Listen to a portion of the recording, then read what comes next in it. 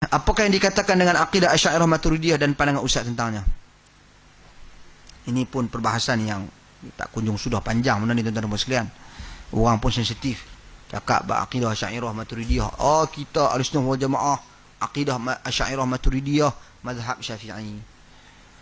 Tuan-tuan dan puan-puan sekalian, sekarang ni masyarakat di luar sana pun tak tahu pun sebenarnya apa akidah asas mereka dan sebagainya.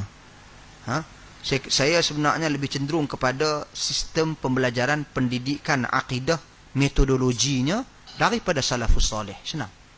Sekarang ni tolak, tak apa, tolak ke tepi Ibn Taimiyah, tolak ke tepi Muhammad bin Abdul Wahab, tolak ke tepi Ibn Utsaimin, Ibn Baz, Albani, semua tolak. Tak. Kita ambil bagaimana akidah itu diterapkan dalam pengajian Nabi, sahabat Nabi, tabi'in, tabi'ut tabi'in. Stop takat situ. Asy'ariyah Maturidiyah dia pun tak sempat dengan tabi'in, tabi'ut tabi'in. Pemain lepas tu. Imam Ahmad pun tak masuk situ. Kita tengok apa yang Nabi ajak.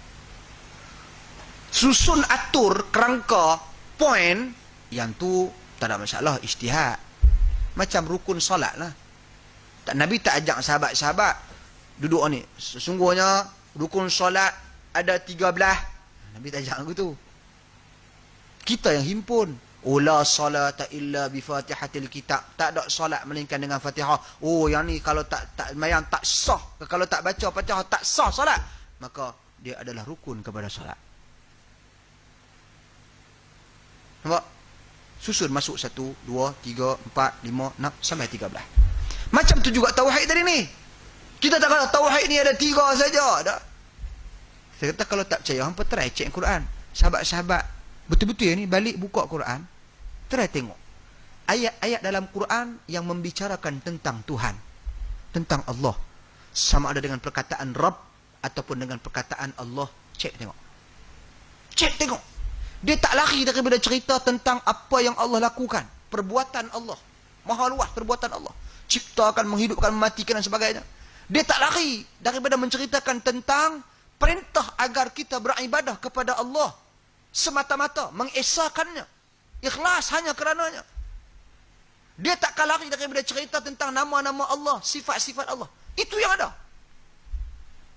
Buka saja, buka pilih muka surat mana saya boleh tunjuk. Ayat ni masuk ni, ayat ni masuk ni, ayat ni masuk ni. Ayat ni dia merujuk pada beribadah kepada Allah dan mengesakannya dengan ikhlas, uluhiyah. Dia merujuk kepada kuasa Allah.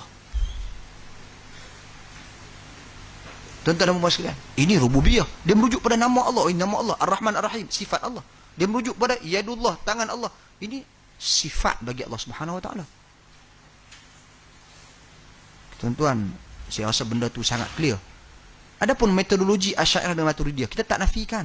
Ia terbentuk kerana pertembungan antara pengajian akidah Islam dengan falsafah Yunan, Greek, yang berbicara soal ketuhanan dengan menggunakan logik akal.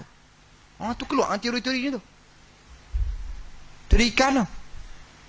Tu ikan ni naknya bercontoh lain banyak lagi. Tapi ustaz tu dia cerita bab ikan tu, saya lukis balik apa yang dia lukis dulu. Cuma ikan dia tak ada janggut lah. Jadi kita mengajar manusia berfalsafah. Tapi matlamat tujuan Asy'ariyah Maturidiyah ni, matlamat dan objektifnya sangat baik. Apa dia? Tanzih Allah, nak sucikan Allah.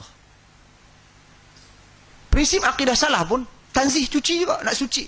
Bukan cuci, nak sucikan Allah daripada perkara-perkara yang tak sepatutnya. Itu prinsip akidah salaf. Cuma akidah salaf asasnya nas. Asas, basic nas. Semua berbalik kepada nas. Yang ni dia nak cuba imbangi metodologi falsafah dengan akidah Islam. Yang tu dia jadi pandangan-pandangan yang pelbagai.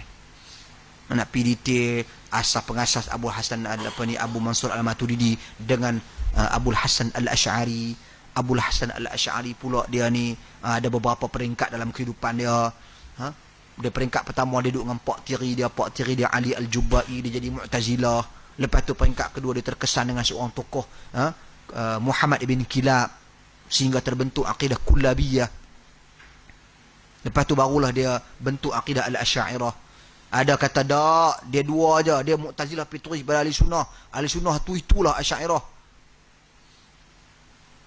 Gabungan pendapat dia tu, pandangan dia dalam isu-isu akidah ni digabungkan dengan Abu Mansur Al-Maturidi, lahirlah sifat 20. Tuan-tuan dan puan sekalian. Kemudian itu antaranya cerita. Kemudian dia tulis, dan penulisan dia banyak. Dan antara yang membuktikan dia kembali kepada akidah salafus salih adalah kitab dia Al-Ibanah an Usulid Diyanah. Jelas dia kembali kepada akidah as-salafus salih. Saya rasa kita sebenarnya buang masa banyak bertengkar dengan isu ni. Buang masa banyak dakwah. Jadi main tuduh orang, dia ni kata Allah ada tangan macam tangan dia. Dia kata Allah duduk macam duduk dia. Sama Allah bersilah lendik lah apa kebala lah. Dia kata Allah macam dia. Tuan-tuan, kita tak pernah kata pun Allah macam kita. A'udzubillah, kafir perkataan tu. Tangan Allah macam tangan kita lah. Sekarang ni pemikiran yang bercelaru adalah pemikiran apa? Sebab apa? Apabila berbicara tentang Allah, kalian melihat kepada manusia. Hampa yang terpengaruh. Kenapa apabila berbicara tentang manusia, hampa tak lihat tikui? Kepala macam tikui. Tengok contoh. Bila sebut ni kepala, telinga, ais. Macam beroncak. Contoh. Ini macam ni, macam mengkarung. Apa telinga macam ni, macam mengkarung. Apa ni kepala macam beruk. Tuan-tuan dan puan sekalian, pasal apa? Pasal kita tahu dah perbezaan antara manusia dengan makhluk lain. Haiwan. Kita dah berjaya pisahkan. Pemikiran kita pecah dua. Cakap bab manusia, automatik binatang lain. Tapi pasal apa bila berbicara tentang Allah, kita lihat manusia? Asingkan perkara tersebut. Senang ya. Jadi akhirnya, siapa yang keliru? Kita yang keliru. Pasal apa keliru? Kita yang pergi galak, pergi duk kaji buku-buku falsafah, apa pasal apa? Tapi usaha tu niat baik tak? Niat Abul Hasan Al-Asy'ari baik. Abu Mansur Al-Maturidi berniat baik untuk mensucikan Allah daripada kekeliruan masyarakat ketika itu. Yang mula bercakap konsep ketuhanan berasaskan akal semata-mata. Akidah salaf senang. Lah ni tinggalkan mengklaim bab tu, ajak semua, tinggalkan zaman tu semua, kita ajak balik kepada macam mana Nabi ajak sahabat berakidah. Macam mana sahabat ajak tabi'in berakidah. Macam mana tabi'in ajak tabi'ut tabi'in berakidah. Pasal apa kita pilih 3 generasi, Nabi habaq generasi ini yang terbaik.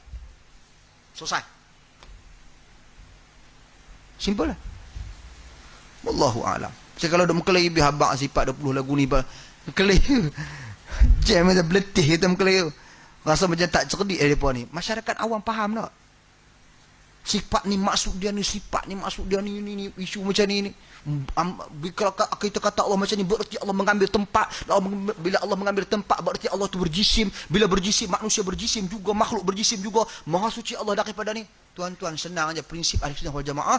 Allah tidak menyerupai segala sesuatu. Selesai masalah. Kita hanya cerita apa yang Allah dan Rasul cerita tentang Allah. Selesai masalah. Kaifiat bagaimana rupa? A'udzubillah, tidak ada sesiapa pun mengetahui tentang rupanya. Kaifiat bagaimana, tak ada siapa pun tahu. Tangan. Wajah. Bagaimana? Tak tahu bagaimana. Serah kepada Allah. Maha suci Allah daripada menyerupai makhluk. Tak payah pening-pening. Tak payah pening-pening complicated. Wallahu a'lam.